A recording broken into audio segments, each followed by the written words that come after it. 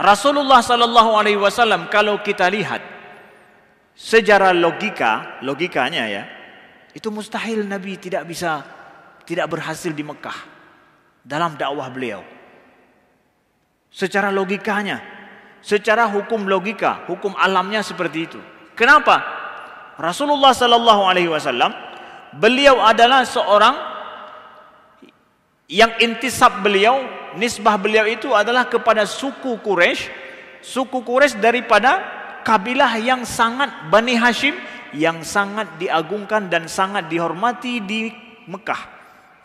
Itu bukan kabilah sembarangan kabilah, itu kabilah number one, nomor satu, yang sangat disegani bukan di Mekah saja, seluruh Arab. Karena apa? Masalah haji itu adalah dikelola oleh suku Nabi sallallahu alaihi wasallam. Jadi mereka suku terpandang dan Nabi berasal dari suku ini.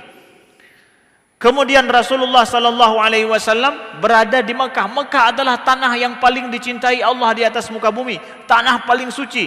Maka risalah agama Allah pertama selayaknya di situ, bukan di tempat lain. Ya.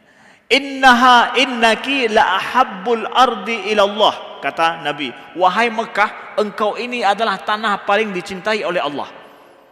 Maka risalah Allah, Islam, Nabi yang paling dicintai mesti juga di situ.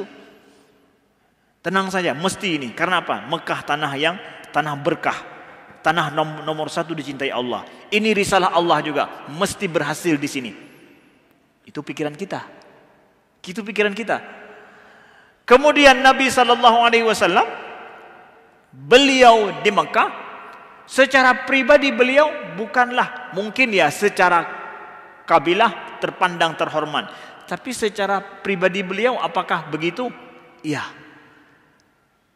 Kabilah terhormat, pribadi beliau juga adalah pribadi yang al-amin, digelar dengan terpercaya. Bahkan kita lihat, saudaraku yang dimuliakan Allah, saking terpercayanya Nabi sallallahu alaihi wasallam ya. Pada saat Nabi malam pergi berhijrah ke Madinah, Nabi suruh Ali bin Abi Thalib untuk tidur di tempat tidur beliau. Untuk apa? Karena Nabi menugaskan kepada Ali bin Abi Thalib untuk membawa dan mengembalikan semua titipan-titipan orang Quraisy yang ada bersama Nabi sallallahu alaihi wasallam. Titipan apaan? Orang Quraisy walaupun mereka enggak beriman dengan Nabi sallallahu alaihi wasallam, tetapi barang-barang berharga yang ada bersama mereka itu tidak aman mereka simpan di rumah mereka. Yang aman di mana juga? Di rumah Nabi sallallahu alaihi wasallam. Mereka simpan pada Nabi Muhammad. Bukan karena Nabi beliau, bukan, tapi gara-gara Muhammad itu. Karena Muhammad lebih dulu terpercaya sebelum menjadi Nabi. Jadi sebelum menjadi Nabi beliau al-amin, terpercaya. Jadi pribadi beliau. Jadi walaupun mereka enggak beriman dengan Nabi, tapi barang berharga mereka titip pada Nabi sallallahu alaihi wasallam. Ketika Nabi berangkat hijrah, Nabi suruh Ali jaga kamar beliau. Karena apa? Di situ barang titipannya. Dan ketika Nabi berangkat esok, Ali kembalikan kepada si fulan, kembalikan kepada si fulan.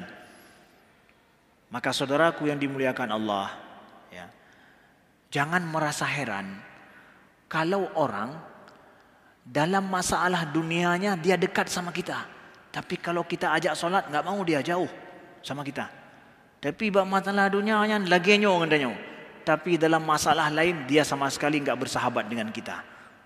Jangan merasa heran. Kalau masalah donya, bakbut donya, nyan gantanyo nah lagi nyo hanat ong pegah gede. Lon ganyan hanat ong pegah le. Tetapi ketika dalam masalah yang lain, dia enggak kenal kita sama sekali.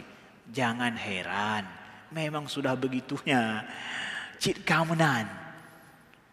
Begitulah kejadian dengan Nabi sallallahu alaihi wasallam.